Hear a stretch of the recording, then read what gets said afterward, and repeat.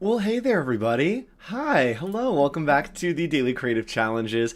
It's me again. That's right, I'm here for today, tomorrow, and then the Creative Replay for the next 2 weeks. So if you're watching this on Creative Replay in 2 weeks, hi, hello, happy middle of May. Thanks for joining us. Hi, nice to see a lot of familiar faces over in chat. Swarnika is here, Umacorn is here, and of course, our moderator, Wade Acuff. Hi, Wade, nice to see you. And for those that are watching Creative Replay, hey, Eddie, hey, Sarah, hey, Becky. I don't know. Hopefully those are people that are in the Creative Replay in the future. Hi, if you are, call it out in chat. Say hi. All right, let's go ahead and hop in. If you want to follow along, you can follow me. Boom, boom, right here. Hoch.co on Instagram, Twitter, wherever. Behance. I'm right there at that tag. And I will be, again, your host taking you through these challenges. If you're just joining us for the first time, this is the Illustrator Daily Creative Challenge. You can get our source files by going to behance.net/challenge/illustrator. Wade will be dropping that link for us. And today we're making a greeting card. If you haven't joined us before, we're having a lot of fun making greeting cards, making different things with type, with colors, playing around with Illustrator, and just learning together. So you can download this source file right here by clicking on Get Started, and that will download the source file for you today. You kind of need it today. You could work on your own, but you need it today. So go ahead and just grab it and download it, and then you can work along with us. You also can get involved by going right here, bit.ly/AI Discord. It's a place to be and where we are doing all of our reviews, getting feedback from amazing moderators like our friend Jack, who is in chat as well. So click on that link, check it out, and let's hop in. We are doing a theme over these last 2 weeks. We did showers for the first theme, and now we're doing flowers. And when it comes to flowers, we have something very special that we're doing today for something that is coming up. So let's go ahead and take to the skies, and I will see you in the garden.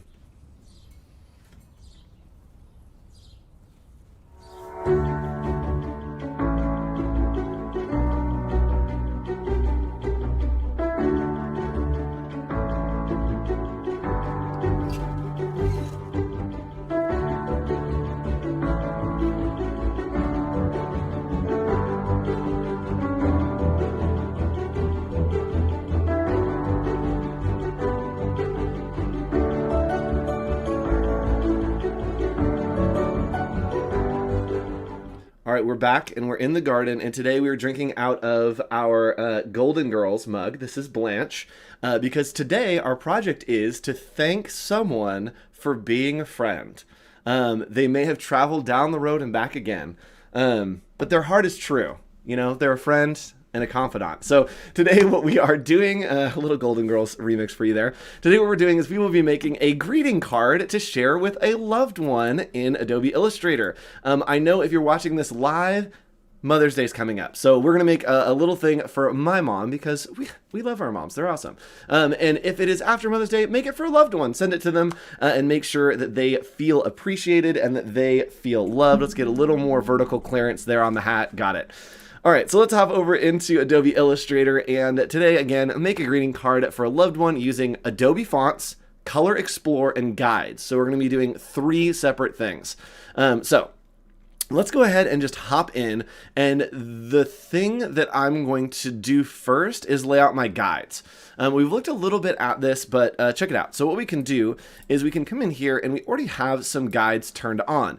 Now, if you don't see these, this is the test for you. If you don't see these lines, you need to turn them on by going to View, Guides, and this should say Show Guides. So click on that. So when you get the starting file and you open Illustrator, you need to have these 2 lines going through. They don't mean anything other than I put them there so that you know that your guides are turned on because we'll need them today. So next, what I'm going to do is I'm going to kind of map out some different spaces. When I'm thinking about making a message, right, I want to say something that says, I have to tell you, you're the best, love you, right? So those 3 phrases, and I need to kind of map out where I want them to go. Now, when I think about hierarchy, I almost want to just use rectangles, right? Good type is laid out in rectangles to make sure that we have a good kind of visual flow. So what I'm going to do is I kind of want it to be some section up here. So I'm just using the rectangle tool by just hitting M over here. And let's say I want some section up here And then we want to make another section kind of here. And this section might be a little bit more, let's do it to about halfway. And then maybe we want a little section that's more oval, has like kind of an oval feel to it, like that. That looks good to me. And then I'll grab the again, the rectangle tool one more time. Doing card designs with my students this week. Yes.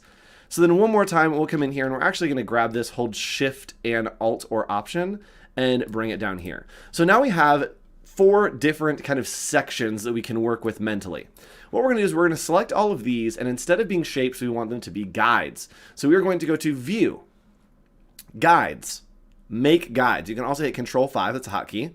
And now these guides have turned into just guides. I can't click, I can't drag, I can't interact with them because they are only guides for us to know where we are going to be putting our type and where we're going to be playing with things. And you love my hat. Thank you. I love this hat. I think that sun hats for men are highly underrated. So let's go ahead and hop in here and make some type. So first thing that we're going to do is we're just going to type out our phrase, I have to tell you. So we're going to grab the type tool over here, and we're just going to click. This is called point type, which means it will kind of go in a line. Did you lock the guides? Yes. Make sure your guides are locked by going to View, Guides, and Lock Guides. Guides and Lock Guides right here. Make sure they're locked so you don't mess them up. So I want to say, I have to tell you.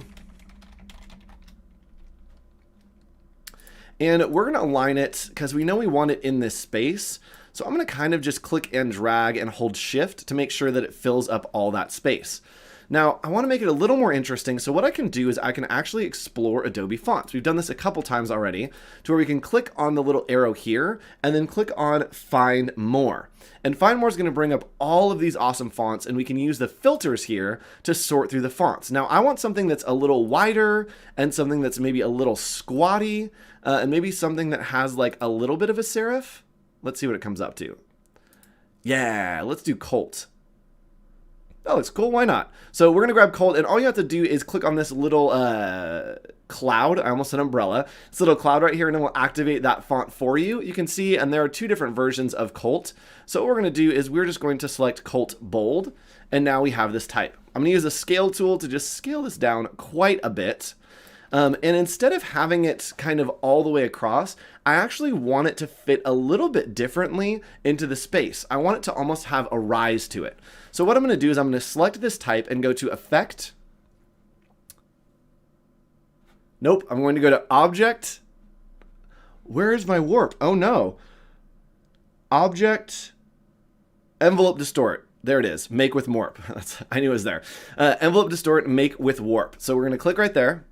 And from here, we have a bunch of warp options. Now, I think it could be cool to have this kind of rise at an angle. So what we're going to do is we're going to come down here and look for the rise.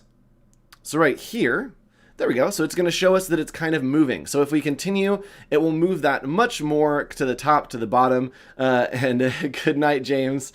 And so we can have that fun little rise there. It looks good to me. So we also can click in and edit this type. So maybe it feels a little bit too wide. I can still double click in and go to change to something like Trade Gothic, which is going to be much taller and probably fit the space better. So there we go. That's fitting the space quite a bit better and creating that. And we can change back to the mesh and make sure that it fits right here and just click and drag. It'll mess up the type just a little bit. We can kind of click and drag, there we go, to where we want it to be. So now we have a cool effect that's kind of going along that line. We can come in here if we need to, and maybe we say, I want to tell you, right? Instead of I have to tell you. You can simply double click, come in here and type in want. So I want to tell you. What's the difference between warp with envelope distort and the one in the effects menu? Nothing. That's why I was looking. I was looking in the effects menu and couldn't find it and knew that it was over in the object menu as well. They're the same thing. Same everything. So we're going to continue on. We're going to do a couple more and then we're going to add in some color. So I do want to do a background. I want to make sure that we have time to cover everything today. But what I want to do is down here, I want to do something that says maybe... let's just have it say I love, and then underneath we'll have you. So we're going to hit the type tool to grab the type tool, and I'm going to say I love type that in. We'll blow it up just so we can see it.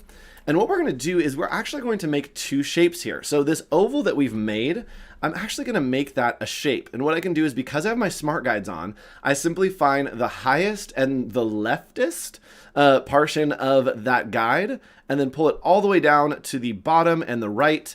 And now we have this shape. So I'm going to make that a color so we can look at it. And I'm going to right click, arrange, and send to back. And from there, what I can do is something that's a little bit crazy. I'm going to take this shape and I'm going to offset that path. I'm going to go to Object, Path, Offset Path, and we've done this before. I'm going to offset that path just inside so that we have a little bit of space. So 0.125, and we're going to hit OK. And from here, I'm going to bring this object to the front. So I'm going to right click, go to Arrange, and bring to front. Now, this is where it gets crazy. Yes, this is where it gets crazy. Thank you, Wade. We have this object in the front, right? And I'm actually going to move this type so we can see it better. So we have the yellow object in the front. We have the type in the background. What we can do is we will select these two, and we need to make sure that circle is in the foreground. And we are going to go to Object, Envelope Distort, and Make with Top Object. What that's going to do is it's going to take the type and it's going to warp it to the shape of that top object, which right now is selected as an oval. Watch what happens. Boom. Really crazy. So it will stretch that type to create that look to fill the entirety of that space. Now for me, it feels a little bit too much. And so what I'm going to do is I like to cheat a little bit, and I'm going to double click in here, and I'm actually just going to add some spaces. So we'll align it to the center just so it aligns a little bit better. And I'm going to add a space to the beginning and end. Sometimes I'll even add in a period so that we can have a little more of that space because we can expand it later. There we go. So that's a little bit more of what I want. And cheating with adding those periods in there is totally fine to get your spacing right.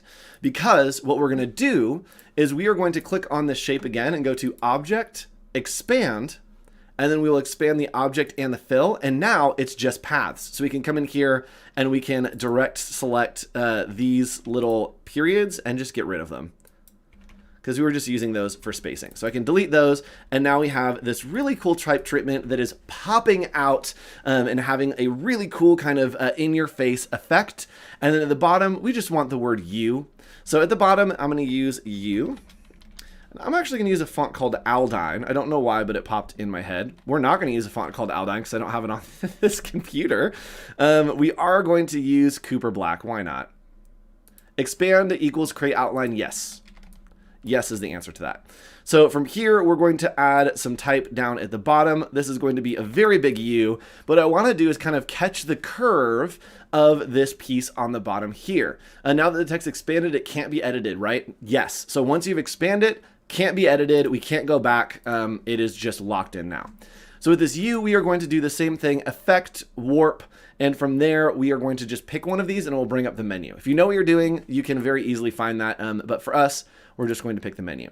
And for here, I want to use, I think I want to use Arc Upper. And what that does is as we go up, it's going to make it kind of bulbous at the top. And then as we pull it down, it will make it a little bit less at the top and make it that nice little curve. So what I like to do with this one is actually make the curve go down, hit OK, and then stretch this type up. And you can see that it's giving us a little bit more of that curve that we want with that type. So we can kind of just manually go up and down to fill the space that we want. There we go. And kind of click and drag. So now we've got that nice kind of complement going in, and we have some awesome type there. So from here, what I would usually do is I would fill in these shapes with some extra little funness. Maybe add in a nice little rise like this using the pen tool. And the great thing is once you do one of these, I can copy, paste, rotate, and just put it down on the other side. Looks like it's a little bit too much. There we go. So now we've got some fun little rises there, and then maybe we would put in a line of stars, right? That we would go here to the polygon tool, do a, oops, not a, I was thinking triangles. We can go to the star tool and just do a 5-pointed star. We'll rotate that out, and bring this down. And the reason that I'm adding more things right now is because I want to show you how you can very easily make an awesome color scheme for a greeting card like this without having to go through the trouble of like actually finding color schemes and trying to figure it out on your own. The Adobe community has done this for you already. So what we're going to do is we are definitely going to put something in the middle here. But for now, we're going to ignore it. On your homework, I want you to do that. We only have 10 minutes left, so I want to get through everything. We're going to go to View, and I'm actually going to turn these guides off now. I'm just going to hide guides, and that way we can see a little bit better. And I'm going to drag this up just so we have it there. So that looks good. I kind of want to do a little heart over here in the corner. And here is a super hack for making a heart. Are you ready? Make a square. Right? Use the rectangle tool to make a square. Click and hold shift as you drag out. Rotate that square by 90 degrees. And that way it is vertical. I think it's 90, might be 45. Now I need to know. 45 degrees. So that we delete the top point using direct select. So now we just have these 2, 3 points, right? 1, 2, 3. Now we're going to change it to a stroke right here, right? Change it over to having a stroke. We're going to change that stroke to having a rounded end and a rounded corner. And then we're going to pump up the weight and boom, you have a heart. Ultimate hack. So from there, we're going to go to Object, Expand. We're going to expand that stroke and boom, now we have a great little heart. Perfect.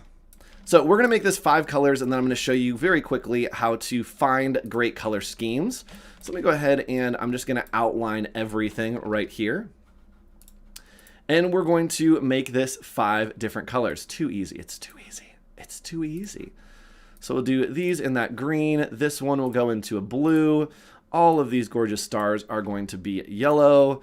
These hearts will be pink. So that's 1, 2, 3, 4, 5. 1, 2, 3, 4, 5.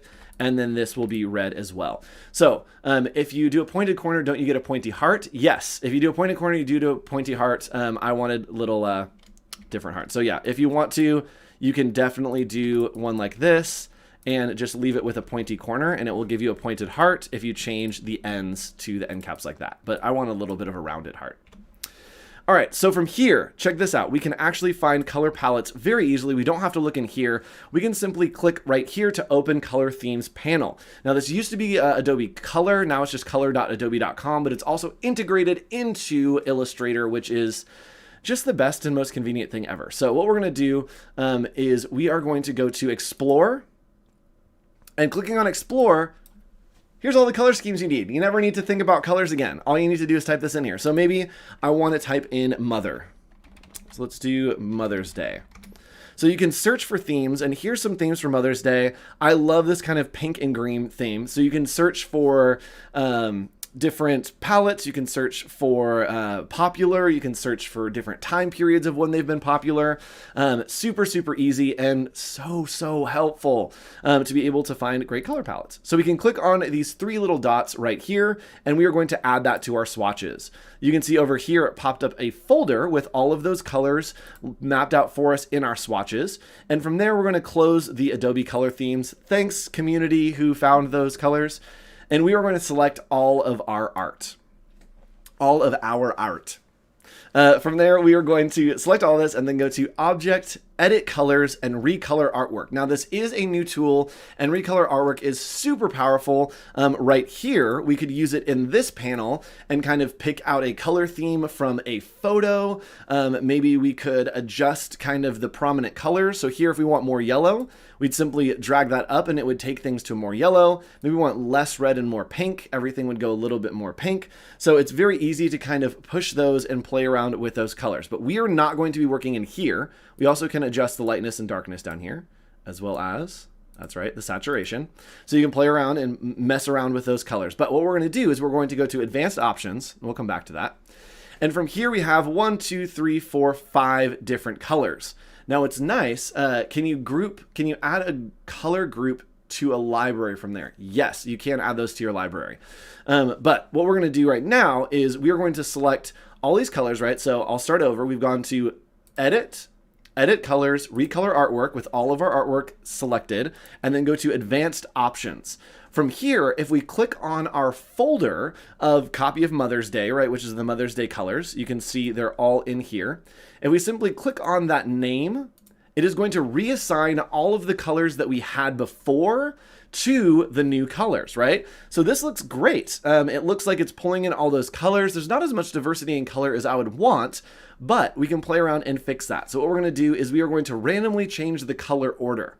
So if we click on this button right here to randomly change the color order, it's going to continue to shift those until it hits a zone that we want it to be. So that looks pretty good to me. It looks like I need some different colors included in there though. So I'm going to cancel this out. And what I'm going to do is I'm going to add in another color. I'm just going to add a background here. And that background is going to be just a different color. So I love working in just like terrible colors that are completely wrong, because it allows me to find new colors and it allows me to work when I replace with the color scheme I actually want very easily. So it looks like we have everything here. I'm going to keep that white just to give it a little bit of a pop. But what we want to do is I'm going to add a couple colors to this color scheme. And I think it would be nice to add in kind of a soft blue. So I'm going to grab this pink and then make it a blue. And from there I have a new color, and I can simply, with this swatch selected, click on the plus, and that will add it up to my swatches panel, and I can simply click and drag it into that folder. And now it is included in that color theme. Now I also want to put in maybe a yellow, like more of a yellow color, so that we can have something that really gives a little bit more pop. So I'm going to grab this pink again. Actually, I'm going to grab the green and use those values. So we're going to use the green and just pull it down to a little bit more of a yellow. Let's give it a little more oomph there.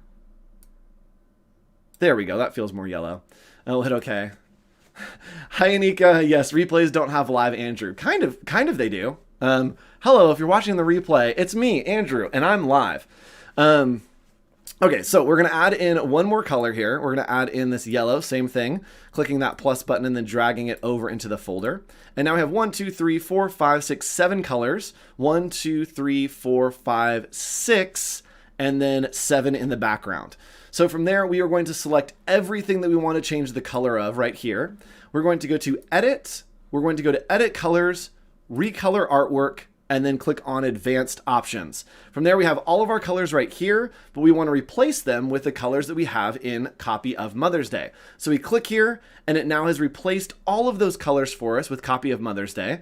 And we are going to randomly change the color order until we find something that we like, that we think sits well with that background color and kind of the rest of the colors going together. So you can keep clicking and it will keep cycling and keep shifting through until you find something that you like. I really like that. So we're going to hit OK. We also can change the saturation and brightness of the colors. You probably don't want to do that with something like this, but if we click on that just to show you, it will randomly change the saturation and brightness so that it could be more poppy, less poppy. It's just a good way to explore different color themes. I wouldn't suggest it, but it could be fun if something's not working out for you to kind of rebalance those.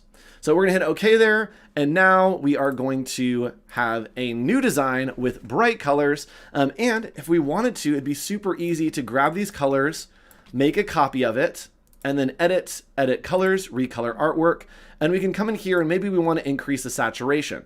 So we can click the brightness and saturation and just amp that up. There we go, a lot more saturated. Maybe we want it to be a little more bright as well. So you can pull that up and that will give you a lot more of that punch, a lot more of that oomph. And maybe we want more of the white, less of the green. There we go. Maybe a little more of that neon green, and it feels too pink for me. So we're gonna pull the pinks down and give it more of an orangey look. So there we go. So you can slide and play with all of those, and it looks like an election poster, yes. So you can play with all those sliders to create custom colors, to create really powerful different palettes, and you can hit reset to send it all the way to the back. The randoms give you ideas on starting points to edit from. Yes, very much. Do you ever use random swatches, Phil, Andrew? Almost never. Almost never. I'm pretty stringent on the colors that I use, and I use mostly the color plugin to do that. So Make sure that you are posting your work here, bit.ly/AI Discord, once you make your greeting cards. And of course, send them to a loved one. This weekend, send them to your mom. Or if you're watching this on replay, reach out to someone you love, let them know you love them, send them this awesome card that you are designing. But first, post it in Discord, get some feedback. And I will be back every single day. That's right, every single day, meaning tomorrow, for another daily creative challenge. We'll be finishing up. And tomorrow, one of the most requested challenge, we'll be making a logo for all of our garden services. So tune back in tomorrow. We'll learn how to use the Pathfinder tool, use simple shapes, and make a floral logo. That's a hard word to say. And I will see you then for another daily creative challenge. Also tomorrow, join our Discord because we're having a hangout immediately following the challenge. I'll talk more about that tomorrow. So stick around, join the Discord, and I'll see you in the challenge. Bye.